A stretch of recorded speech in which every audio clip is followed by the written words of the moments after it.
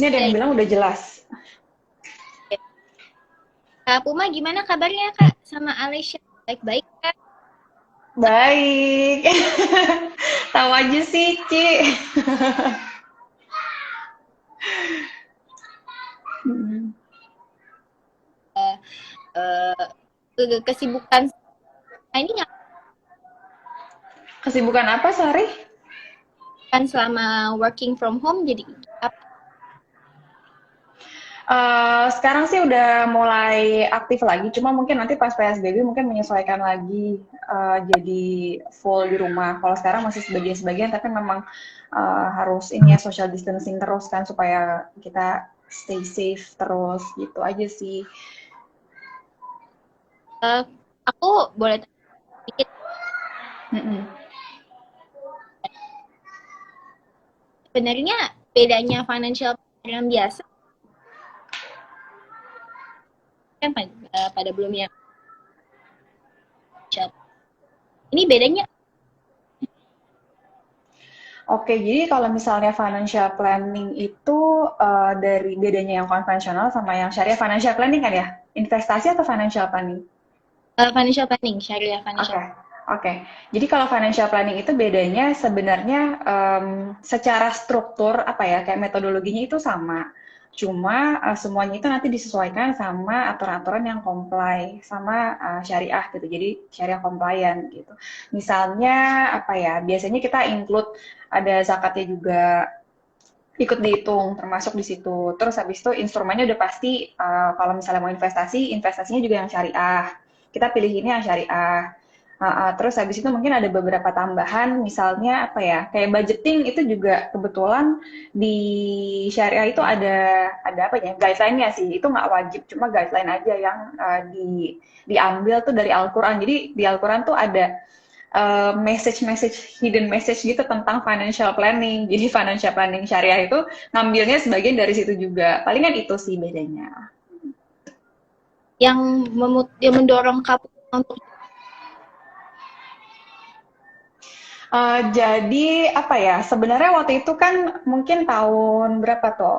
Mungkin tahun 2017-an gitu. Aku tuh ngerasa kayaknya tuh kan trading terus kan aktif, terus habis itu banyak dapat profit. Tapi ternyata kok kayaknya ngaturnya tuh kurang baik gitu. Jadinya aku kayak terlalu banyak belanja, liburan segala macam gitu. Terus habis itu akhirnya aku kayak capek sendiri sama lifestyle aku. Terus pengen udah deh pengen yang lebih kalem aja hidupnya. Ya udah akhirnya mulai kenal sama syariah. Sebenarnya bukan langsung pindah ke ini sih, bukan langsung pindah jadi financial planner yang syariah, tapi sebenarnya lebih kalau lifestyle aku tuh lebih kalem dulu gitu. Jadi yang misalnya tadinya kayak gimana jadi kayak gimana gitu kan, lebih lebih kalem. Baru setelah itu belajar pelan-pelan gitu. Jadi kayak misalnya oh ternyata di Islam tuh juga diajarin ya tentang financial planning gitu. Terus abis itu tentang investasi juga diajarin. Terus oh ternyata banyak banget hal-hal yang menarik tentang ekonomi dan itu berkaitan gitu satu sama lain. Jadi benar-benar bikin aku tertarik banget. Akhirnya ya udah aku dalamin aja sekalian gitu.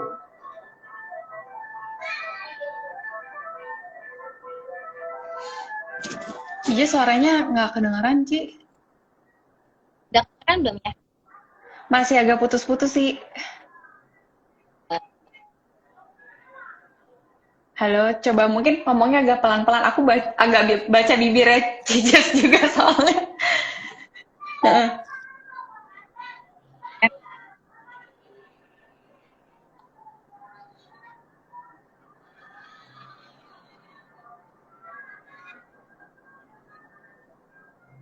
Boleh diulang nggak Ci? Soalnya nggak kedengeran suaranya. Udah kedengeran belum ya? Iya, sekarang udah. Udah ya. Mm-mm. Emang lagi banyak banget ya kalau misalnya kan lagi pada ya,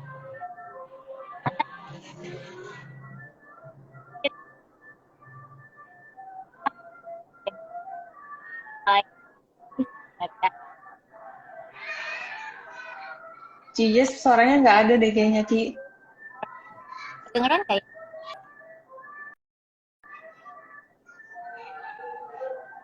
Coba sebentar ya. Tes, tes. Oh. Tes sekarang kedengeran. Nah, eh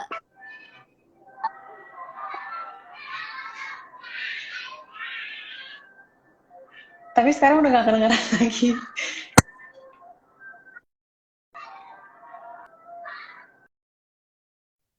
coba deh. Udah bisa belum ya?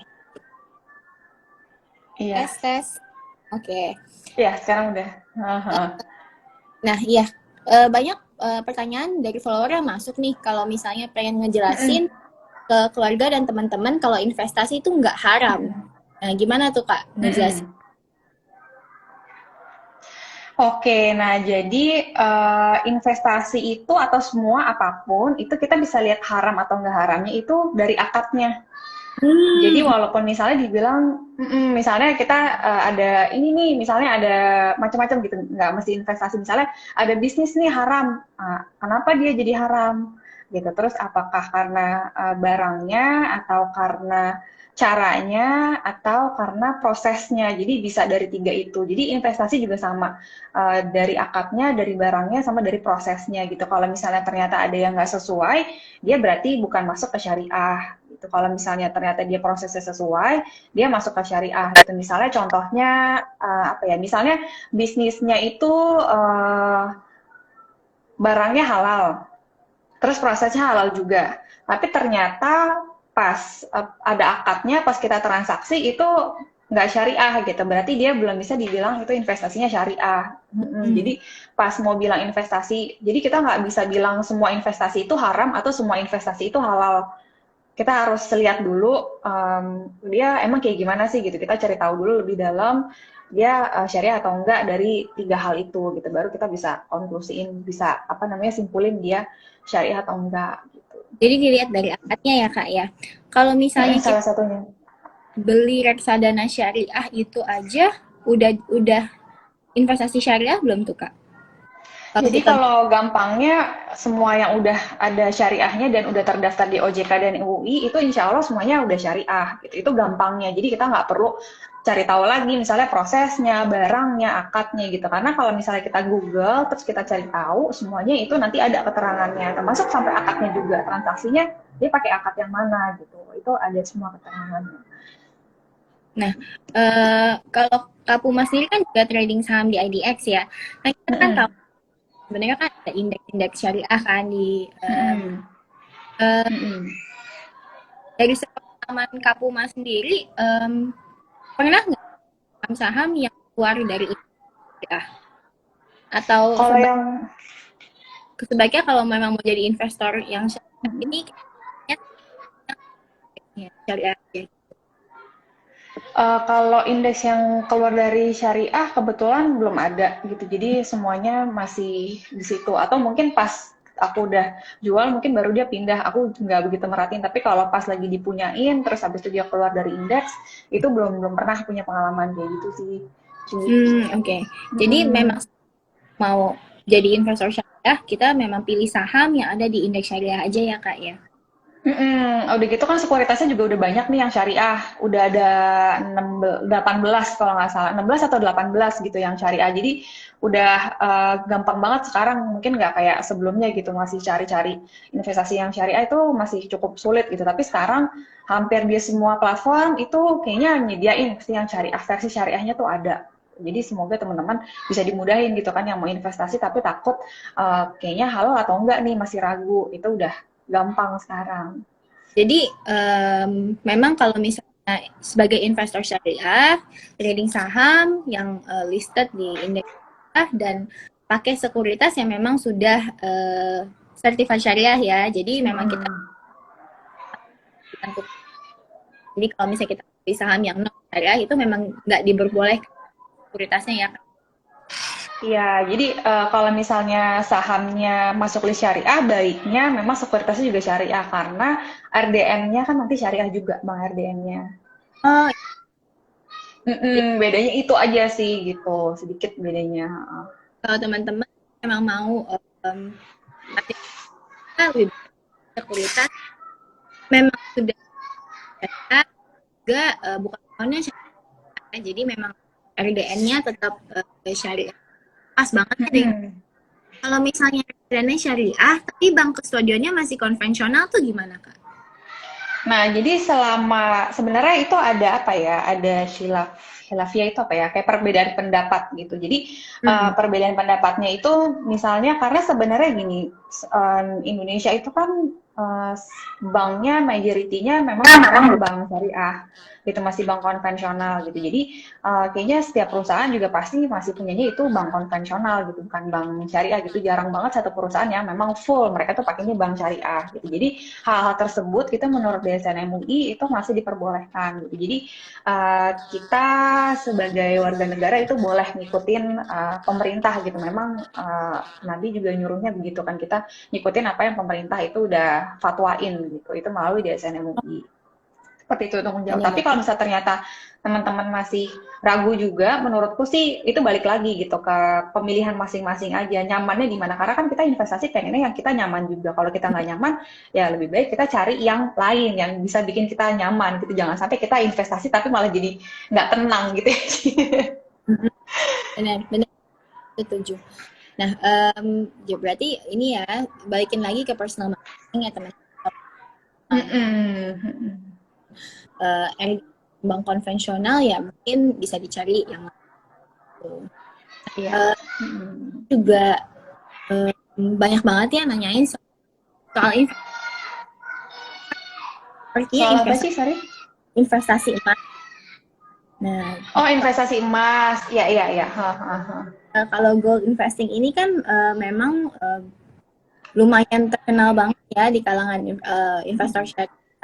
Ini ada yang nanya nih, Mm-mm. karena uangnya disimpan di perhiasan. Kalau misalnya Mm-mm. fungsi aku ini logam mulia ya, seperti emas. Mm-mm. Apakah perlu dipindahin ke jenis investasi tertentu kalau misalnya memang arahnya ingin berinvestasi secara syariah? Oke, sebenarnya itu balik lagi ke kita arah portfolionya mau gimana gitu. Aku kan nggak tahu nih, tiap orang kan punya kondisi portfolio yang beda-beda gitu. Udah gitu kebutuhannya beda-beda juga. Terus abis itu apa ya risk profiling apa ya bahasanya bahasa resikonya apa ya toleransi kita buat menghadapi kerugian itu juga beda-beda gitu. Jadi kalau misalnya teman-teman punya saham, apakah lebih baik dipindahin ke investasi yang lain atau enggak? Itu tergantung. Kalau misalnya gampangnya, kalau misalnya punya jangka waktu yang lama gitu, misalnya uangnya nggak akan dipakai dalam jangka waktu 5 sampai 10 tahun ke depan, mungkin boleh dipindahin ke yang lebih beresiko dibandingin saham. Optionnya mungkin ada reksadana saham syariah atau ada saham syariah juga bisa gitu. Itu yang lebih beresiko dibanding saham. Tapi kalau misalnya ternyata udah nyaman sama saham, tapi pengen diversifikasi aja atau pengen punya aset yang lain, sebenarnya reksadana yang lain juga ada kok yang syariah, misalnya reksadana yang pendapatan tetap atau ya itu paling ya pendapatan tetap atau campuran misalnya yang lebih Benar. tinggi sedikit atau lebih rendah sedikit nggak jauh-jauh gitu resikonya dibandingin saham. Dibandingin emas, sorry. Iya benar, aku setuju banget sih. Hmm. Jadi ini memang harus balik lagi ke profil resikonya masing-masing ya sebagai seorang Hmm. investor. Nah Ya. kalau misalnya untuk Kak Puma sendiri mungkin punya beberapa tips untuk investor pemula yang mau berinvestasi secara syariah. Mungkin ada tips-tips yang lebih general mungkin untuk mereka mungkin Kak. Oke, kalau misalnya tips sebenarnya ini sama sih untuk investor yang konvensional atau yang syariah. Cuma kalau investasi kan beda instrumennya aja gitu. Jadi kalau menurutku mungkin teman-teman bisa cobain satu yang risikonya itu rendah, tapi lebih tinggi returnnya dibandingin deposito dan lebih fleksibel dibandingin deposito. Misalnya reksadana pasar uang. Terus misalnya teman-teman mau sisihin, misalnya cobain 100 sampai 300 ribu atau 400 ribu itu boleh mulai mencoba misalnya di saham-saham syariah. Sebenarnya banyak sih instrumen-instrumen lainnya yang kalau digali kayaknya nggak cukup nih dibahas di live Benar-benar. gitu.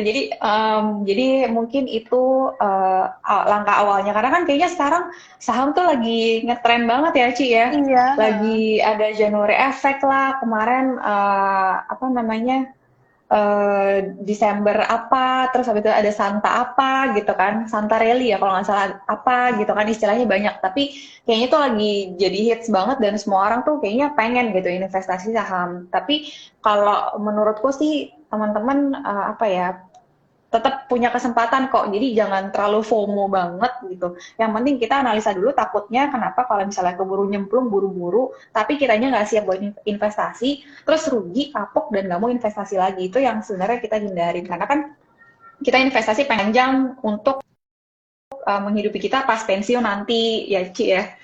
Bener nggak Ci? Benar, Ci Jess yang benar-benar. lebih senior Benar. daripada aku, malah harusnya aku yang menginterview malah kayaknya. Oh my God, enggak lah. Aku ini beneran kalau soal investasi syariah, it's very interesting juga sih, karena aku memang belum pernah belajar secara khusus kan ya. Apalagi kalau misalnya financial planning secara syariah itu kan itu aja tuh udah ada sertifikasinya sendiri, yang which aku tuh belum belum sempat ambil. Jadi ini memang interesting banget sih buat aku gitu. Nah, aku pengen satu tanya nih ya, satu topik yang menurut aku sangat-sangat interesting buat aku. Hijrah menjadi Islamic Impact Investor nih. Ini aku pernah baca di Halal Investor, ini Kak Puma pernah bahas juga soal ini. Ini tuh sebenarnya menarik banget buat aku, karena ini kan ngajakin orang untuk bukan cuma investasi, berhenti doang di satu titik tertentu, tapi terus mengembangkan diri lebih baik lagi ya.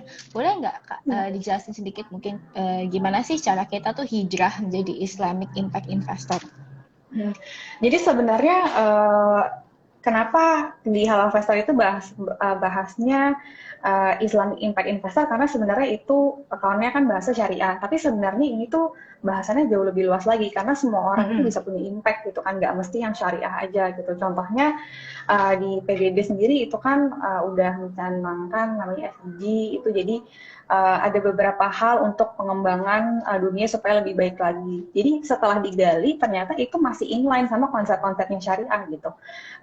Dan itu menarik banget gitu, karena kalau di Islam itu kita kan sebenarnya lahir udah dari Islam, tapi kadang-kadang mungkin kita terlalu kurang banyak belajar gitu, jadi nggak terlalu aware sama instrumen-instrumennya gitu. Jadi contohnya ada satu tools yang menurut aku menarik banget, satu apa ya, konsep yang menarik banget, dan itu bisa jadi salah satu fondasi terkuatnya impact investment, namanya wakaf, Ci.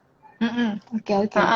Jadi wakaf itu kan misalnya kita tahu sekarang wakaf tuh misalnya cuma ya donasi tanah atau donasi uang gitu. Tapi sebenarnya itu bisa lebih dari itu. Wakaf tuh sebenarnya bisa ikut membangun perekonomian gitu. Contohnya kalau misalnya di Mekah itu kan ada Zam-Zam Tower tuh, yang tower tinggi banget itu. Nah itu towernya itu dibuat dari dana wakaf. Dan itu komersil gitu. Jadi sebagian itu komersil, ada pemegang sahamnya, tapi sebagian itu dikasih untuk disedekahin gitu. Konsepnya wakaf gitu. Jadi menurutku banyak banget tools-tools yang sebenarnya bisa dieksplor ini untuk teman-teman muslim yang ternyata itu udah diimplementasi dari 1800 tahun yang lalu, zamannya Nabi Muhammad gitu kan. Ada wakaf, ada wakafnya juga ada wakaf produktif, ada wakaf ada wakaf apa namanya, komersil, ada yang memang wakaf untuk full sedekah gitu. Jadi tools-tools kayak gini yang harusnya kita bisa kembangin lagi, dan kita bisa pakai itu. Sebenarnya simpel, tinggal pakai aja, dan ternyata itu bagus banget untuk apa ya, pembangunan ekonomi kita gitu Ci. Itu tentang Jadi apa namanya, iya, jadi impact-nya bukan cuma berinvestasi doang, tapi ada impact sosialnya juga ya berarti ya. Iya betul. Nah ini menarik banget sih sebenarnya. Kalau misalnya di Indonesia ini ada contoh-contoh instrumennya nggak Kak? Kalau instrumennya sendiri itu sekarang sebenarnya belum ada tuh. Jadi misalnya kita mau wakaf gitu. Jadi wakafnya itu memang baru wakaf sosial aja gitu, belum wakaf yang komersil. Karena mungkin sebagian masih berpikiran kalau wakaf tuh ya harusnya ya itu sedekah aja gitu. Padahal sebenarnya nggak harus kayak gitu. Wakaf tuh bisa dibagi. Itu ada satu hotel sebenarnya, mungkin contohnya bukan di sini, cuma itu dulunya punya orang Aceh. Hotelnya itu ada di Madinah kalau nggak salah. Iya, hotelnya ada di Madinah. Jadi setiap pembagian dividen orang Indonesia yang tinggal di sana dikasih uang. Oh, oke. Wow. Dari hasil wakaf itu, dari Oke. hasil ininya dividen. Oke, Karena aku baru wakaf tahu tuh. itu.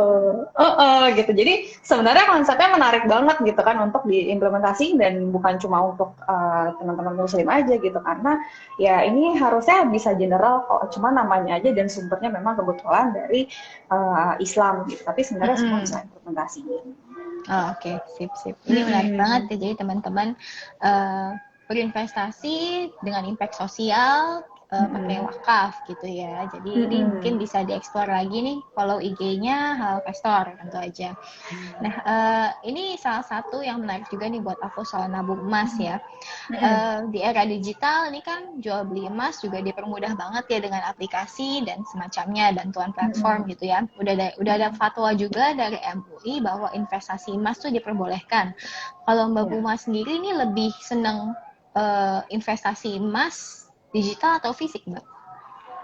Oke, kalau aku pribadi sebenarnya karena belum ada kebutuhan yang mendesak terhadap ke investasi itu harus digital, jadi kebanyakan aku pernah sih cobain, cuma sekarang kan udah ada fiturnya juga tuh yang menarik ya di salah satu e-commerce terbesar di Indonesia. Kalau misalnya kita check out, terus langsung ada kita mau pilihannya mau investasi emas atau enggak gitu. Itu palingan sebatas itu gitu.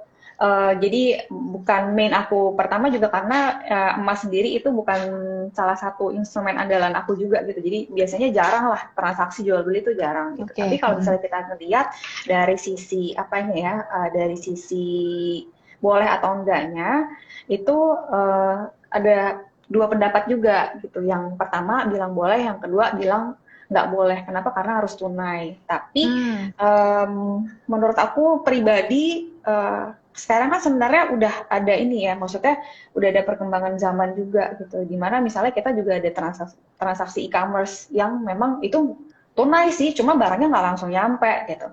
Nah jadi mungkin ada akad yang bisa dipakai juga ketika kita transaksi emas tapi nggak tunai gitu. Jadi menurut aku karena memang DSN MUI juga udah bilang boleh, aku sih sangat pro gitu buat teman-teman yang mau investasi emas digital. Kenapa? Karena selain emang udah ada fatwa DSN MUI-nya, kadang-kadang kan misalnya kita punya uang misalnya 100.000, tapi kita pengen beli emas gitu kan. Kita ya optionnya pasti satu-satunya hanya emas digital, nggak mungkin kita beli emas mau 0, berapa gram gitu Benar, kan misalnya gitu.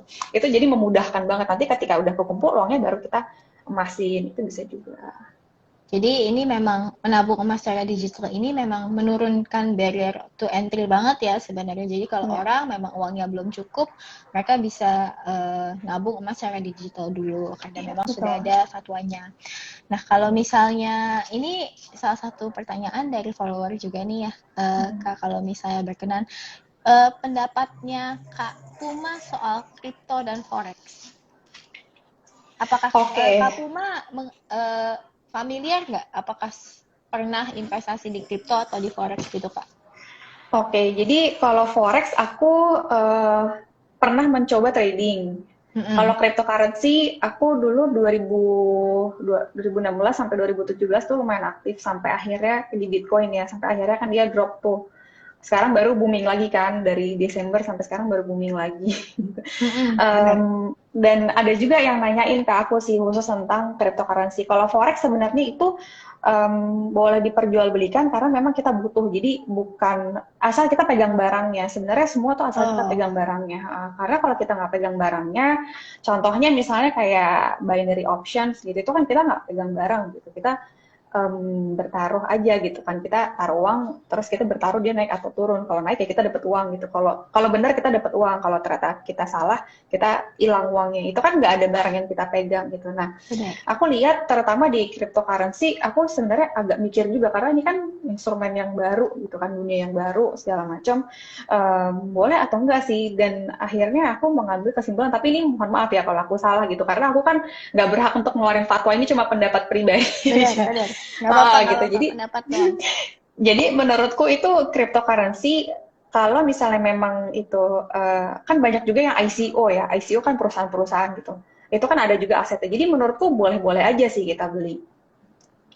Karena barangnya ada dan kalau misalnya kita bilang, tapi kan kita nggak bisa pegang, kita nggak bisa punya, kita nggak tahu ada di mana barangnya segala macam. Kalau misalnya kita lihat si cryptocurrency itu kan dibuat di jaringan digital yang sebenarnya dia juga digali seperti orang menggali emas gitu kan, ada effort yang dibutuhin di situ, keluarin modal juga. Menarik. Ada miningnya, ada dan itu harga-harga apa sih boardnya ya, board itu kan juga udah mahal banget, dan sekarang mungkin dulu masih gampang di orang cari gitu, sekarang orang cari barang yang bagus untuk mining cryptocurrency itu udah susah gitu, karena semua itu udah dipegang sama apa ya, kayak pengusaha-pengusaha besar lah, mining Bitcoin, contohnya mining cryptocurrency yang besar gitu. Jadi kalau kita bilang cryptocurrency itu barang yang nggak ada, kayaknya enggak juga gitu. Walaupun dia memang kita nggak bisa lihat, kita nggak bisa pegang gitu, tapi barangnya ada. Dan untuk mendapatkan itu dari awal juga ada usaha yang dilakuin, ada modal yang dikeluarin. Baru nanti setelah dia mining, baru dia jual gitu. Baru dia jual beliin gitu. Jadi barangnya tuh sebenarnya ada. Jadi menurutku, aduh kepanjangan ya aku ngomongnya. Enggak. Jadi menurut very interesting.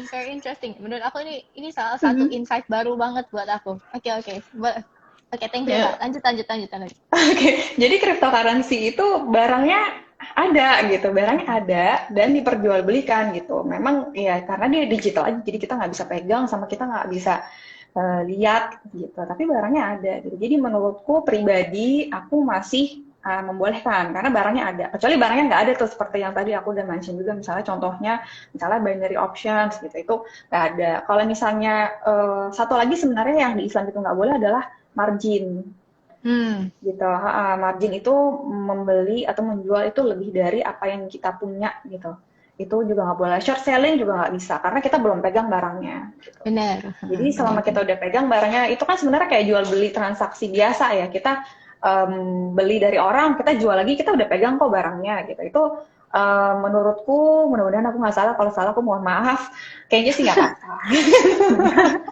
Tapi ya ini very interesting sih, karena aku nggak pernah kepikiran soal trading cryptocurrency sampai sana gitu ya, di mana oh ya memang benar loh kalau misalnya margin trading sama short selling kan nggak boleh, karena memang satu kalau margin trading kita beli lebih daripada apa yang kita punya. Ini berlaku juga di saham dong ya, saham Betul. lain ya, ini juga berlaku konsepnya. Dan yang kedua ini yang soal short selling, karena memang kalau kita main forex, apalagi kalau misalnya kita main forexnya digital gitu ya, bukan kita pegang sendiri, itu kan memang satu pakai margin udah pasti, yang kedua bisa nge-short gitu ya. Jadi ini dua hal yang tidak boleh dilakukan sebenarnya kalau kita berinvestasi syariah gitu ya Kak. Betul, iya. Aku tadi ada baca komen, ini benar banget ya, aku lupa. Jadi pemerintah tuh juga udah nerbitin CWLS, tapi itu dalam bentuk sukuk. Jadi wakafnya dalam bentuk sukuk. Yang aku maksud tadi yang wakaf yang belum ada itu dalam bentuk crowdfunding pertama belum ada. Terus habis itu untuk yang emang kita direct investment gitu. Direct investment dia tuh sebenarnya konsepnya bisnisnya itu wakaf base gitu, itu belum ada. Tapi kalau misalnya produk investasi yang ditempelin di sukuk itu udah ada, benar. Itu keren juga kok produknya. Namanya CWLS. Nah, itu teman-teman mungkin jadi salah satu. Oh ya, itu berarti mungkin jadi salah satu opsi juga ya Kak Puma. Mungkin ini selanjutnya mungkin kita ngobrolnya rada ringan aja nih, soalnya aku juga lumayan tertarik lah dengan investasi syariah ini ya. Kalau kita lihat sebenarnya reksadana yang performnya bagus tahun ini tuh reksadana yang syariah sebenarnya. Karena mungkin kan kalau misalnya reksadana yang gak syariah itu mereka punya banyak alokasi di banks ya, mungkin di banks, di multi finance. Sedangkan kalau misalnya reksadana syariah itu enggak. Jadi mungkin secara performance mungkin akan lebih baik gitu ya. Karena kalau misalnya kita lihat lah salah satu produk gitu ya, sorry aku sebut merek, kayak Sukor Syariah gitu ya, Sukor Syariah Money Market itu year to date full year 2020 itu performanya lebih bagus daripada Sukor Money Market yang bukan syariah gitu, Sukor Money Market Fund. Kalau misalnya pengalaman Kak Puma sendiri nih sama berinvestasi secara syariah, gainnya kira-kira lebih banyak yang mana nih Kak selama investasi yang konvensional yang biasa? Mungkin kalau sekarang kita lihat, aku setuju tuh sama Cijas gitu. Untuk yang Sukor, karena aku pegang juga tuh Sukor Money Market yang syariah ya. Mm-mm. Itu bagus. Dia itu kalau nggak salah nomor 2. Di atas itu ada satu, cuma aku lupa tuh. Yang nomor 1 itu konvensional, yang nomor 2 itu yang syariah ini sih, Sukor ini. Kebetulan aku pegang juga, jadi agak tahu. Kalau dibandingin sebenarnya ya, produk syariah sama produk konvensional sekarang itu aku bilang sangat bisa bersaing banget gitu. Bahkan Mm-mm. kayaknya udah ya 11-12 gitu. Kalau misalnya kita misalnya lihat ada beberapa saham yang mungkin dalam 6 bulan terakhir itu naiknya bisa 200-an% gitu. Itu ya ada saham syariah yang performanya juga sebagus itu gitu. Jadi kalau misalnya kita bilang ini apa namanya kalau syariah itu saham atau reksadana udah pasti lebih jelek, sebenarnya enggak juga gitu. Benar. Terus habis itu menyambung tadi kenapa misalnya saham syariah itu mungkin kalau dari sisi fundamental ya itu lebih sehat karena kan dia ada pembatasannya. Misalnya Mm-mm. utang utang itu nggak boleh lebih dari 45% daripada total aset.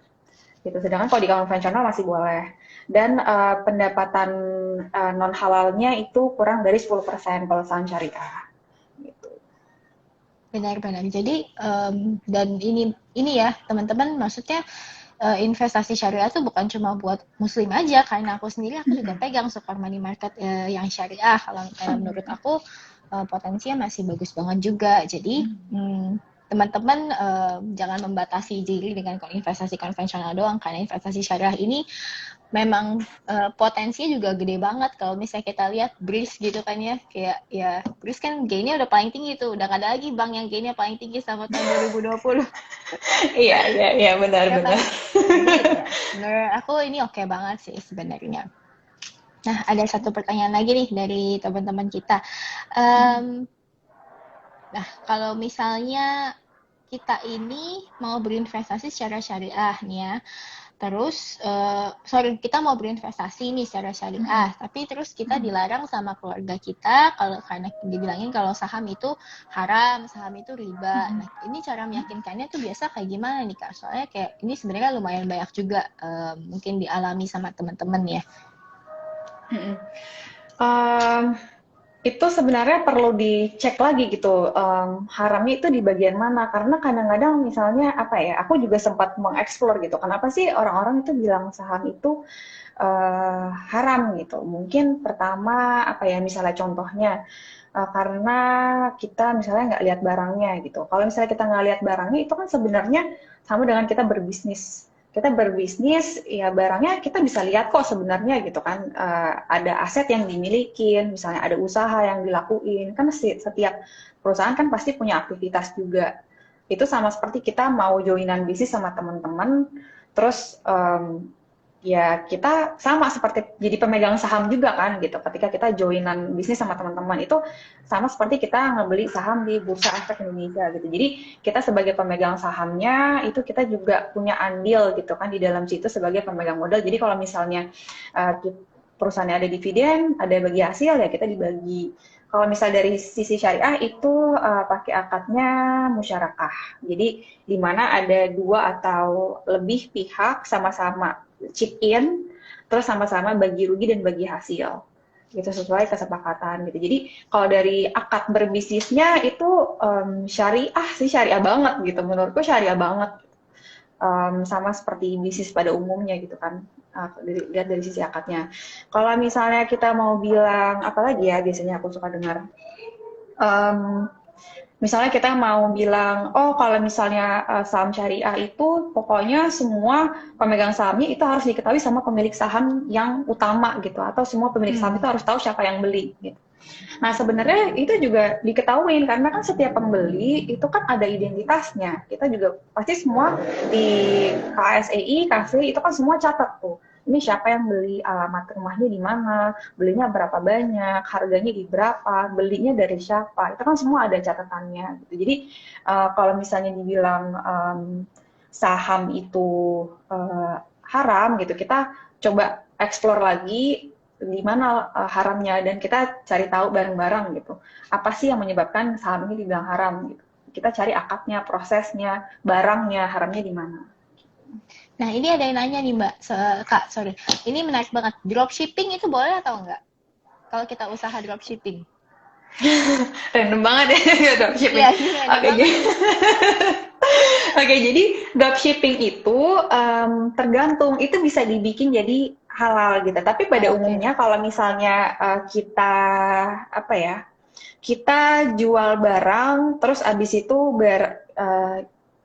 dropshipping yang biasa dilakukan itu biasanya memang kurang syariah. Yang Oh, biasa oke. dilakuin, biasanya Mm-mm. memang kurang syariah atau nggak syariah gitu. Nah, caranya supaya jadi syariah gimana? Caranya adalah kita transparan fee-nya sebenarnya berapa yang kita ambil. Oh, oke oke. Iya, itu udah Jadi kita langsung harus jadi syariah. jadi kita harus kasih tahu ke pembeli ya. Jadi kayak ini kita ngambil fee-nya tuh bagiannya segini gitu. Kalau misalnya kita mau menjadikan usaha tersebut sebagai usaha yang syari gitu ya, Mbak. Ya, Kak ya. Jadi kalau misalnya barangnya belum kita pegang, itu kita harus kasih tahu marginnya berapa. Oke Misalnya oke. ini buat jasa titipnya ya, sama ongkos misalnya belinya jauh gitu, misalnya naik pesawat, ada hotel apa segala macam, ini fee-nya gini segini, harga barang aslinya segini. Tapi kalau misalnya barang yang itu udah dibeli, udah kita pegang gitu, kita mau jual di berapa aja nggak ada masalah gitu. Jadi sebenarnya dropshipping yang dimaksud juga tergantung, semuanya kayak di syariah itu agak serba tergantung gitu, tata caranya gimana gitu. Baru Mm-mm. kita bisa decide, oh ini tuh begini, ini tuh begitu gitu. Kurang lebih gitu. Benar, benar. Nah, kalau misalnya untuk equity crowdfunding sendiri menurut Kak Uma gimana nih? Equity crowdfunding itu udah Iya, syariah sih. udah Jadi syariah tinggal ya? dilihat bisnisnya aja. Hmm. Dari skema itu udah syariah. Syariahnya itu akadnya musyarakah. Oke, Kalau equity jadi crowdfunding yang sesuai POJK 37 ya.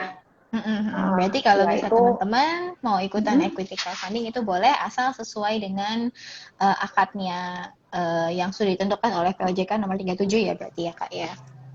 Biasanya dia akadnya udah sama sih semua, kalau nggak salah ya, kalau nggak salah pakai akad musyarakah karena kalau di equity crowdfunding itu kan bisnisnya udah ada dulu, berarti kan udah ada modal yang disetorin sama Mm-mm. pemilik usahanya gitu. Kalau Ya misalnya benar.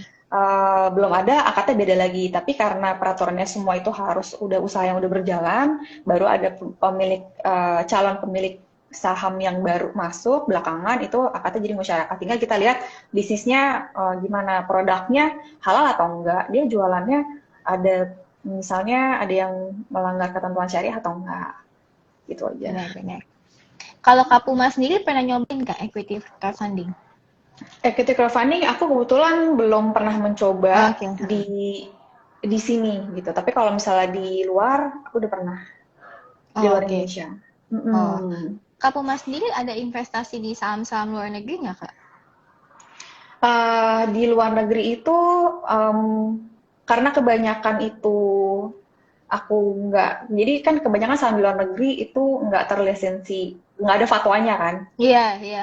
Jadi, Jadi sebenarnya aku nggak punya gitu. Tapi kalau misalnya ternyata ada satu market gitu, aku belum belum sempat explore juga. Ada misalnya ada di negara-negara tertentu yang memang dia sahamnya itu ada fatwanya syariah, ya itu nggak ada masalah. Cuma aku pribadi belum pernah coba. jadi memang sebenarnya secara market Indonesia ini untuk investor syariah ini udah paling dimanjakan ya sebenarnya karena udah ada fatwanya, udah ada platformnya, terus juga udah ada daftar Benar. saham yang boleh ditradingkan. Jadi sebenarnya memang untuk investasi syariah nih di Indonesia sebenarnya udah oke banget sih gitu ya. Nah, Iya, benar. Salah satu yang paling oke dan indeksnya juga naiknya lumayan bagus ya dibandingin negara-negara lain. dan karena memang mungkin market kita sendiri udah sangat cater to investor syariah, jadi mungkin untuk investor-investor syariah di luar negeri pun mungkin nyarinya juga ke Indonesia kali ya Kak ya. Iya, bisa jadi kayak gitu. Kayak ada satu Hmm. perusahaan itu dia base-nya di US tapi udah pindah kalau nggak salah base-nya karena dia itu termasuk salah satu perusahaan investasi syariah terbesar di dunia Oke gitu. oke. Akhirnya baru masuk ke market Indonesia gitu. Jadi nantinya mudah-mudahan makin banyak lagi option buat teman-teman buat investasi secara syariah. Sekarang pun juga udah banyak banget sih, udah bisa Mm-mm. merem tuh pasti ada lah di mana mau peer to peer, mau equity funding insya Allah udah syariah gitu, saham syariah, reksadana syariah, terus kalau nggak bisa investasi di obligasi masih ada sukuk, segala macam. Untuk P2P sendiri apakah ada yang syariah Kak Uma? Ada, jadi Oh, ada ada ya? dua sekarang. Mm-mm. Peer-to-peer itu ada dua, yang syariah itu ada daftarnya itu sebenarnya bisa kita lihat. Jadi teman-teman kalau misalnya mau investasi, salah satu syaratnya adalah kita lihat perusahaannya terdaftar di OJK atau enggak. Gitu. Jadi misalnya ada Mm-mm. nama perusahaannya apa, tinggal di Google aja nanti. Gitu.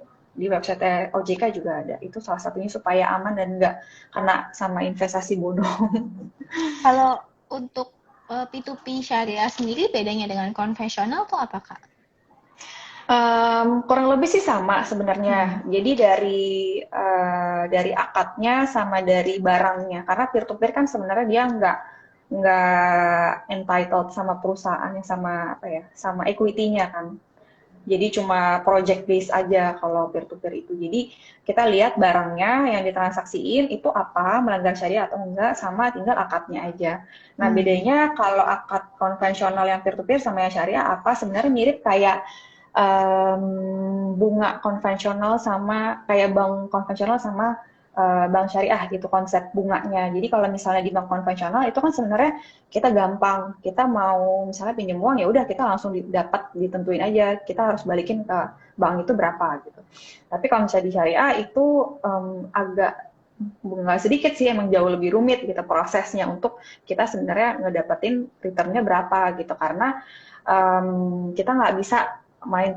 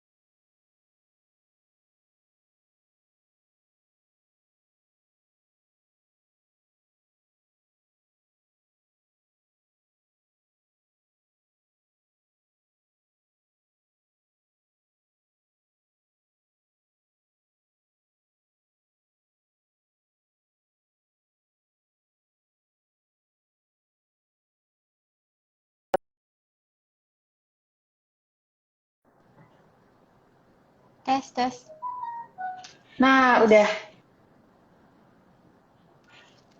tes.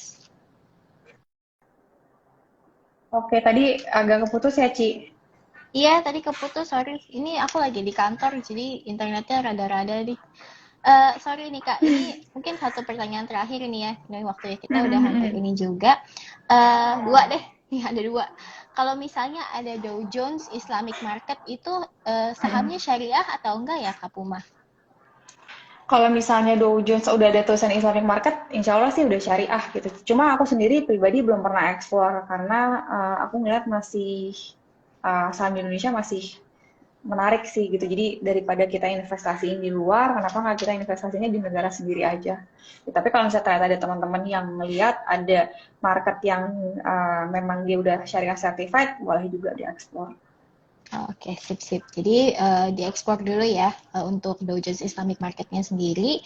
Dan untuk reksadana syariah, mungkin Kak Puma bisa rekomendasi yang mungkin yang Kak Puma sendiri punya mungkin yang investasi Kak Puma di reksadana yang syariah. Nah, aku tuh jujur aja kalau reksadana aku cuma pegang satu, yang tadi aja. Money market aja, sisanya itu aku investasinya di saham syariah gitu. Jadi kalau untuk saham rekomendasi, sorry reksadana rekomendasi ya paling yang tadi aja aku udah sebutin Sukor yang money market itu sementara itu paling bagus. Tapi teman-teman kalau misalnya pengen tahu caranya gimana cari reksadana yang bagus, itu pertama mungkin teman-teman bisa lihat performance-nya, walaupun itu performance ke belakang nggak menjamin ya performance ke depan bakal bagus juga, tapi mungkin teman-teman bisa lihat misalnya performanya itu seperti apa yang paling tinggi di antara reksadana saham yang lain, reksadana yang lainnya. Terus habis itu teman-teman bisa cek juga namanya aset yang dikelola atau AUM atau aset under management. Jadi AUM-nya juga cari yang tertinggi. Jadi dua-duanya tertinggi, return-nya tertinggi, terus AUM-nya juga tertinggi.